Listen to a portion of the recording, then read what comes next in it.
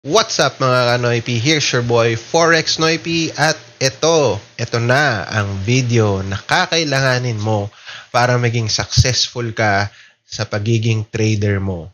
Ngayon, kung baguhan ka sa pagtitrade, mas kailangan mo tong video na to. So panoorin mo hanggang huli, pero bago ang lahat, baka naman pwedeng pa-thumbs up, pa-subscribe, pa-share na din no, sa mga pages nyo. So bago ang lahat, pasok muna intro.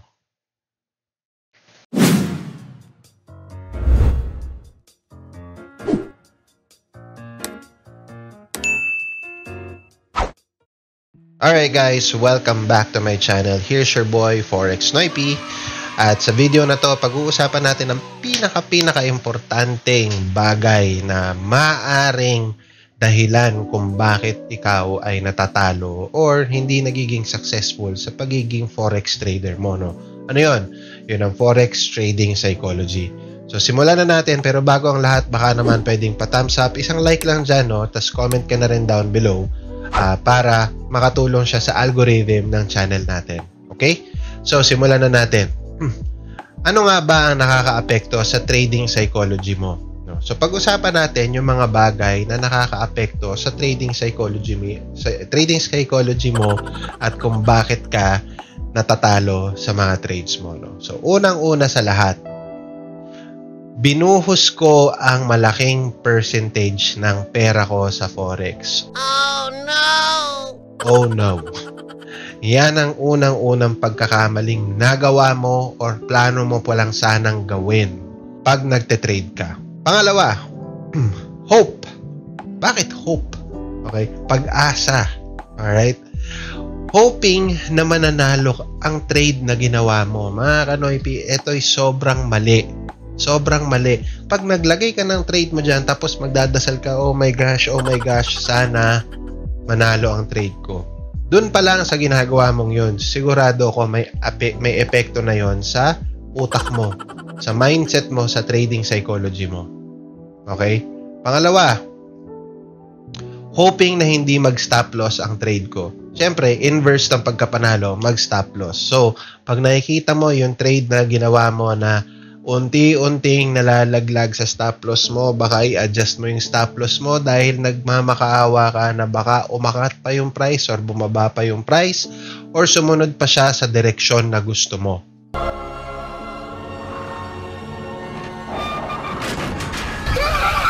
Hope, yan ang isa sa pinakamalaking pagkakamali na nakakaapekto sa trading psychology mo. Okay, ka-Noipy? Pangatlo, risk management. Okay. So, risk management. Ang totoo niyan, marami kang makikita sa mga content sa YouTube, sa TikTok, kung ano yung proper na risk management. Pero ang totoo, it doesn't matter how much you risk as long as komportable ka sa amount na yon. For example, ang kapital mo ay $100 lang. Okay, magkano yon? 5,600 pesos or 5,700 pesos. Tapos, willing ka mag-risk ng 10%.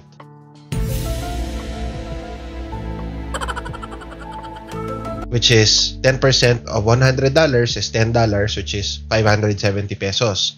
10 trades lang ang pwede mong ipatalo doon. Tapos, komportable ka naman doon. Sa palagay mo, ayos lang. Okay lang naman ako mawala ng 570 pesos kada isang trade. So, okay lang pala sa'yo eh. Di sige, go. As long as hindi maaapektuhan yung utak mo, hindi maaapektuhan yung trading psychology mo, by all means, ka-Noipy, push mo yan. Push mo yan. Okay? Para sa akin, ako, tulad ng risk ko, ang risk management ko is only 1%. 1.3 to 1.5 max na yon. Yan. No? Merong iba nagto 2%, 2.5, pero hindi importante kung ano yung sabihin ng iba eh. Para sa akin, dito ako komportable. Kuripot ako eh. Hindi ko kayang matalo ng malaki. Para sa akin, 1.5 is already big at hindi ko kayang gawin yon. Okay? So, etong tatlong to, mga ka-Noipy, i-note mo yan. Itatak mo yan sa utak mo. Pag binuhos mo lahat ng ang malaking percentage ng pera ng savings mo sa forex, tatamaan ang utak mo. Tatamaan ang psychology mo. Kasi andun lahat eh. Diba? So, wag na wag mong gagawin yan. Huwag kang mamag-asa at huwag kang mag-risk ng malaki. Okay? Ngayon, how to improve your trading psychology? Simple lang. So, itong mga steps na to, pinasimple ko to para mas madali nyong ma-absorb, mas madali nyong maunawaan, at mas madali nyong ma-apply. Okay? Unang-una, simulate your trades on demo account. Mag-backtest ka at mag-forward test ka. Okay? Hindi dyan yung nagtatapos. Okay? Pag nagawa ka ng demo account mo, mag-set ka ng demo balance that is realistic to your capital capacity. Ngayon, kung ang kaya mo lang na capital ay $100, yun ang pinakamaliit or yun ang pinakamalaki, pero dun sa demo account mo, wala kang option na gano'n, piliin mo yung pinakamaliit. Madalas, may makikita ko $1,000 ang pinakamaliit na trading demo account. Okay? So, pwede mo yung gawin, pero pinaka-importante niyan is ituring mo yun na parang totoong pera mo. Ma'am, galing mo pala dyan ah. Hindi ko alam ah. Bakit? Kasi dun sa demo account na yon, you will set a risk that is realistically affordable for you sa totoong buhay. So kung $1,000 yung nakalagay sa demo mo, kunwari, yun talaga yung kaya mong kapital, turing mo yon as $100. Tapos, mag-calculate ka na ng percent. So, sa $100, kaya mo lang mag-risk is 1%. Katulad ko. Diba? Ang 1% ng $1 ay, ng $100 ay $100. Ay, sorry. Mali. Pwede ba ilayo mo sa akin ito? Ayoko makita ito. May taulo ko. Ang 1% ng $100 ay $1. Diba? At ang 1% ng 1,000 ay $10. Okay? So, yun ang gagawin mong risk management sa demo account. Okay? Pangatlo dito sa number 1 category natin is set a specific time of trading. Kasama yan sa disiplina mo, Kanoypi. Ngayon, kung ikaw ay hindi mo kayang mag-set ng oras para sa sarili mo when you trade, huwag ka na mag-trade. Huwag mong subukan. Masisira ang buhay mo. You will end up entering trades with absolutely no basis. Okay? Bakit? Bibigyan kita ng example, Kanoy Pino. Ako, nagte-trade ako between London session at open ng New York session. Pag nag-open na ang New York session, siguro mga 3 hours after mag-open ng New York session, hindi na ako nagte-trade. Nanonood ako, pwede. Okay? Pero hindi ako nagte-trade. Bakit? Kasi hindi na ako sigurado sa volume at sa bilis ng galaw ng price market sa time na yon. Okay? Mas sigurado ako sa open ng London session at sa pa-open ng New York session. In between that. Okay? So, malinaw? Alright, let's move forward, no? Pangalawang category, document or journal your trades and be honest with it. Bakit ko sinasabing be honest with it? Kasi sarili mo yung boss mo sa negosyong ito. Pwedeng-pwede mong dayain ang sarili mong journal. Pag dinaya mo yon, ang ending niyan, sinong matatalo? Di ba ikaw din? Sino ang magme-mess up sa mindset mo? Di ba ikaw din?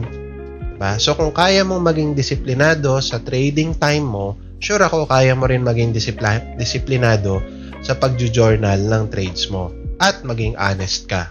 Okay? So, ngayon, tanong, Kanoy P, ano bang ilalagay ko sa journal?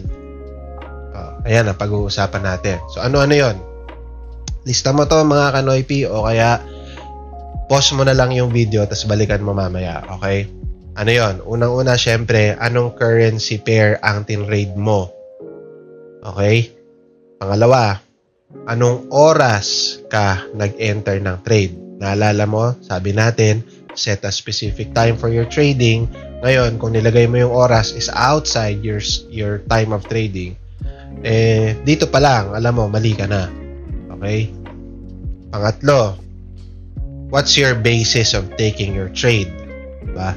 Ano ang dahilan? Bakit ka nag-trade? May nakita ka bang market structure? key structure ba to on a higher time frame? Even if you're trading on a 15-minute time frame, what is it? Okay? Pang-apat, nanalo ka ba o hindi? Or were you able to manage your trade to make it break even? Okay? So, importante na ilalagay mo yung results doon. Okay? Pang-lima, ano yung technical strategy na ginamit mo? Ngayon, marami na tayong terms, specifically dun sa mga SMC, ICT traders dyan, no? Marami na tayong terms. Yung fair value gap mo, yung order block mo, yung change of CH yan. It's all the same. Right? It's all the same. Ako, medyo matagal na akong trader, so hindi ko na siya iniisip. Okay? Iniisip ko na lang yung market structure, meron bang change in the direction, may break of trend line ba na nangyari, did I see a double top, a double bottom? These are technical strategies that you may have, right? You can be an SMC trader, you can be an ICT trader, as long as you have a technical strategy. Ilalagay mo yan sa journal mo. Ano yung technical strategy na ginamit mo? Okay? Linaw?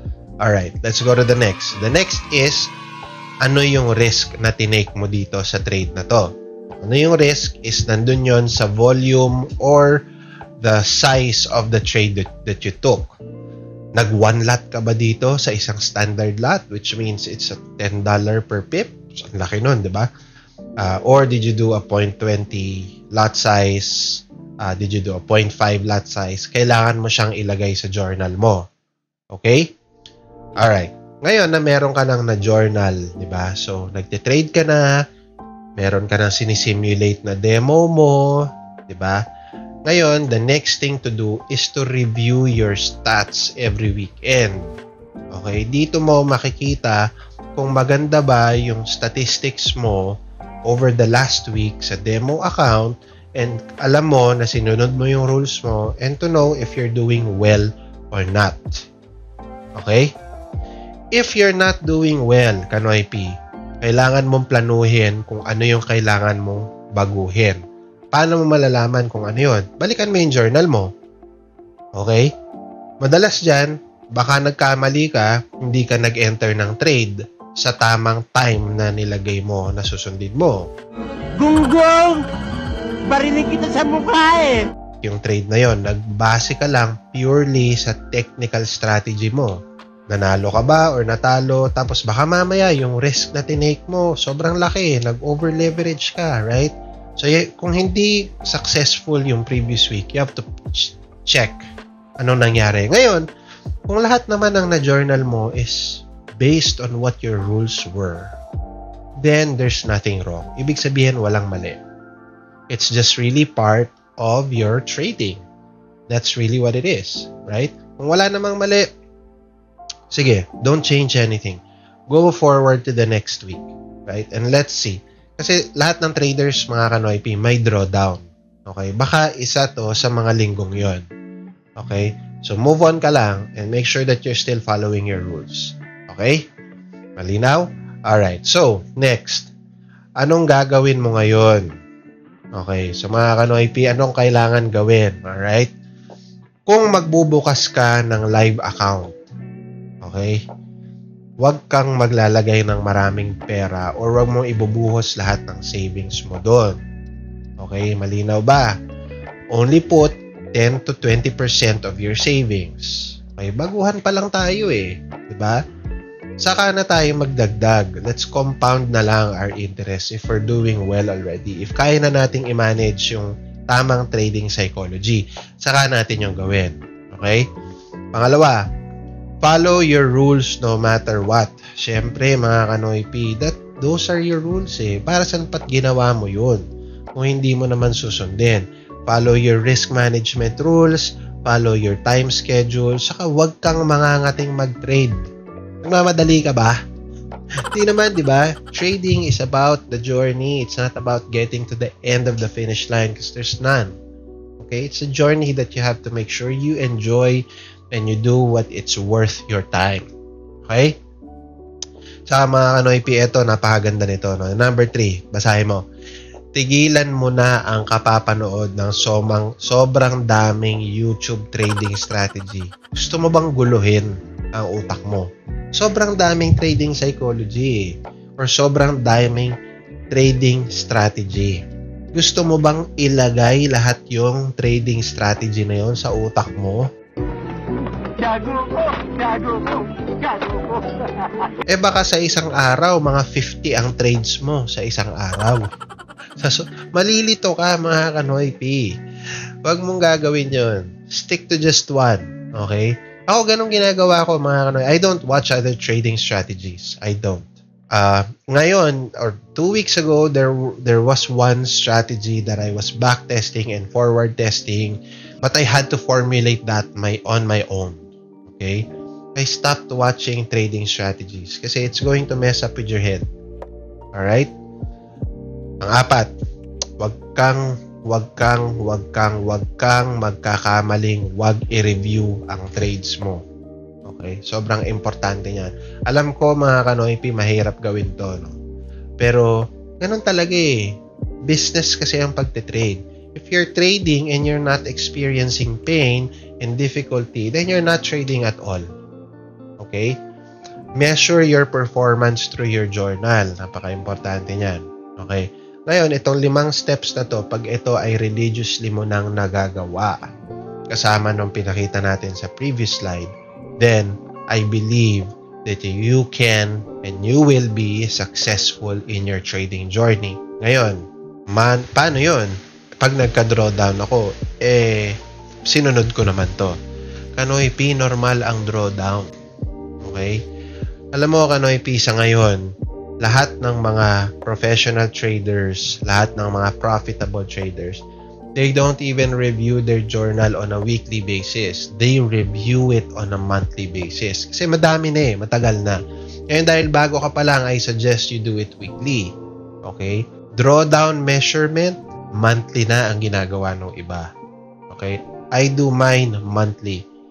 I check it out weekly but I review it monthly. Bakit? Kasi mas marami akong makikitang trades pag monthly. Mas marami akong nagagawang trades if I look at it monthly.